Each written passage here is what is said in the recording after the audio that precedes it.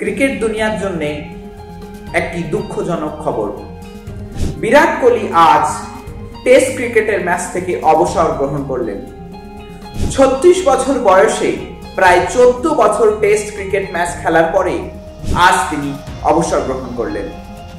কিন্তু জানেন কি, তিনি এই 14 বছরের টেস্ট ক্রিকেটের ইতিহাসে বিশাল পাহাড় প্রমাণ রানের রেকর্ড গড়েছেন এবং তিনি হচ্ছেন ভারতের মধ্যে most successful test cricket captain. অর্থাৎ 68টি টেস্ট ম্যাচ খেলে প্রায় 40টি টেস্ট ম্যাচ তার ক্যাপ্টেন্সিতে ভারতবর্ষ জয়লাভ করেছে। শুধু ভারতবর্ষের জন্য নয়, তার ব্যক্তিগত ঝুলিতে রয়েছে বিশাল রেকর্ড। তিনি প্রায় 14 বছরে 123টি টেস্ট ক্রিকেট ম্যাচ খেলেছেন এবং রান করেছেন 9230 এবং এই 123টি ম্যাচের মধ্যে 30টি ম্যাচে তিনি ফুল সেঞ্চুরি করেছেন এবং 31টি ম্যাচে তিনি হাফ সেঞ্চুরি করেছেন।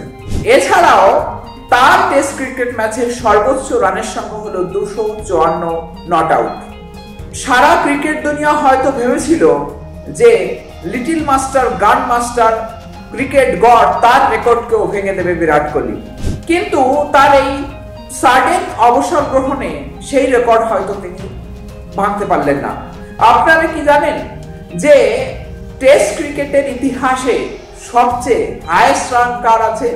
হ্যাঁ, গ্র্যান্ড মাস্টার সচিন তেন্ডুলকার। তার রানের সংখ্যা 15,923 এবং প্রায় তিনি 24 বছর টেস্ট ক্রিকেট ম্যাচ খেলেছেন তার লাইফ টাইমে এবং 24 বছরে প্রায় 200টি ম্যাচ খেলেছেন এবং 200তম ম্যাচে গিয়ে তিনি অবসর গ্রহণ করেছেন। তার এই পাহাড় প্রমাণ রানকে এখনো কেউ ভাঙতে পারেনি। আপনারা কি মনে করেন যে এখন কোন ক্রিকেটারের সেই ক্যাপাবিলিটি রয়েছে? যদি মনে করেন যে সচিন তেন্ডুলকার রানকে কেউ ছুঁতে পারবে, তাহলে অবশ্যই কমেন্ট করে জানান।